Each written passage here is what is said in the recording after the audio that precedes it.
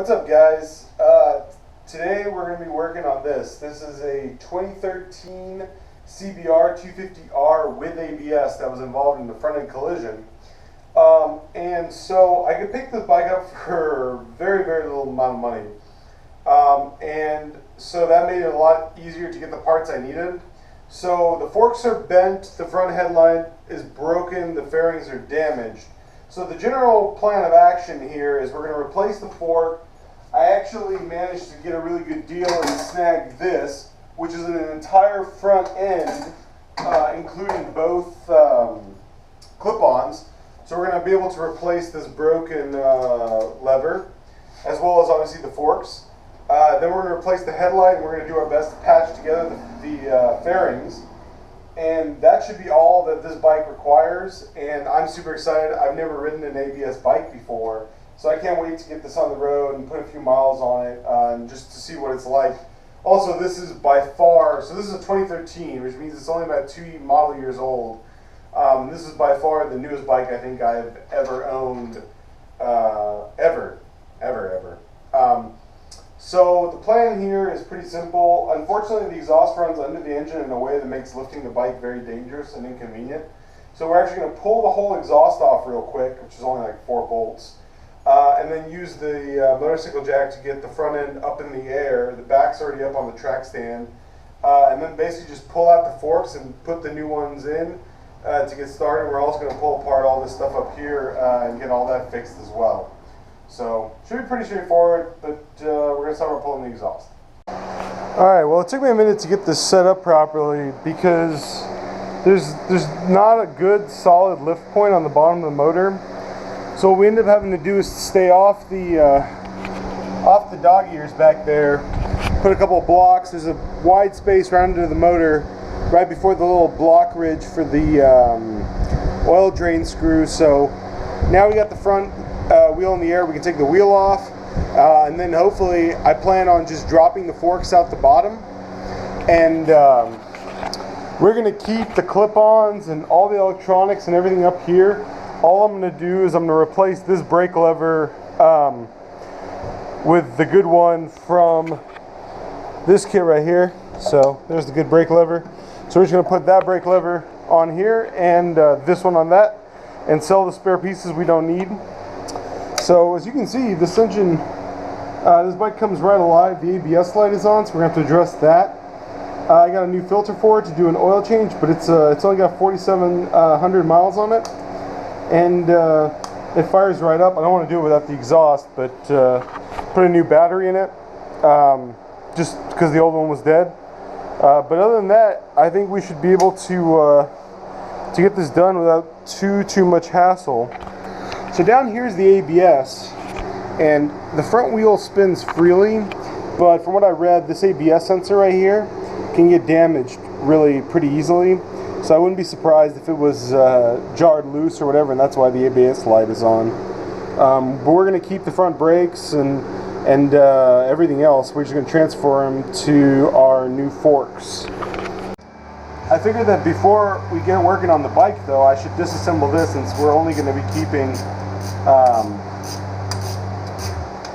the forks out of this assembly. Well, also this lever, but we'll take the lever out after the fact, after I get everything on the front end done. But it's really nice for once working on stuff that's fairly new, because it's like everything just comes right apart. Alright, so we disassembled the front, the new front end. So the first step of disassembling the busted front end is to pull this perfectly straight, good wheel off.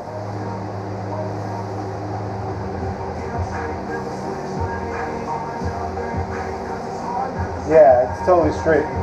So just gotta bust this nut loose, and then remove the set screw, and then pull out the axle, and that pretty much takes care of the wheel. You just want to be careful when you're doing this that you don't knock the bike off of the stand, because that has happened before. Not to me, because I'm a professional, but to people less qualified than myself, of course. So there we go. All I did was I removed this brake caliper and all the ABS stuff, and I just zip tied it to the frame out of the way.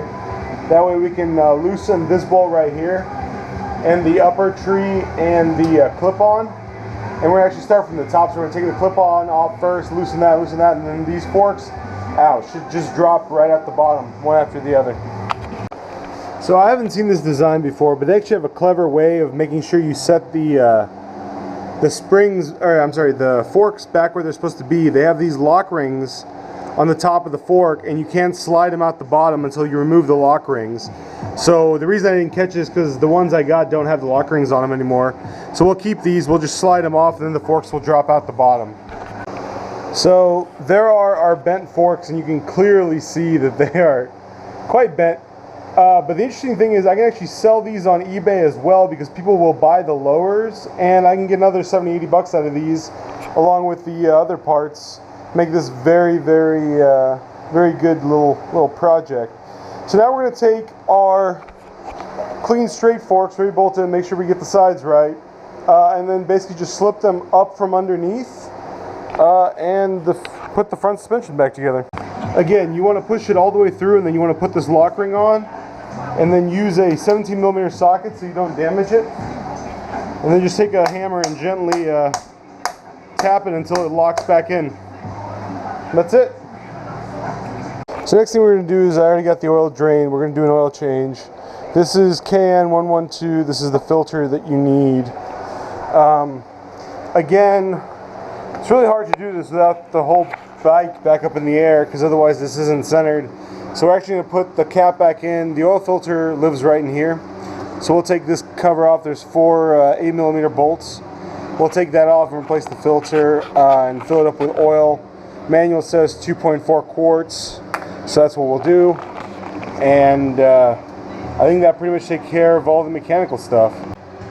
Here's how it goes back in. So there's that, and then there's a gasket, and then there's a cover. And you want to make sure you clean everything with brake clean before you put it all back together.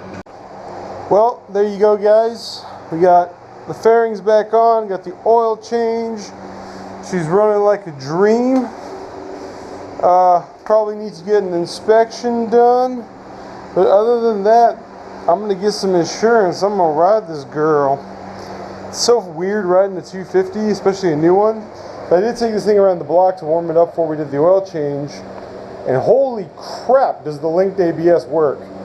I mean, I was rightly impressed. The only thing I couldn't figure out is I'm pretty sure this is some sort of like pan guard. But the bike looks pretty good the way it is, and I just don't feel like messing with it. But yeah, snazzy.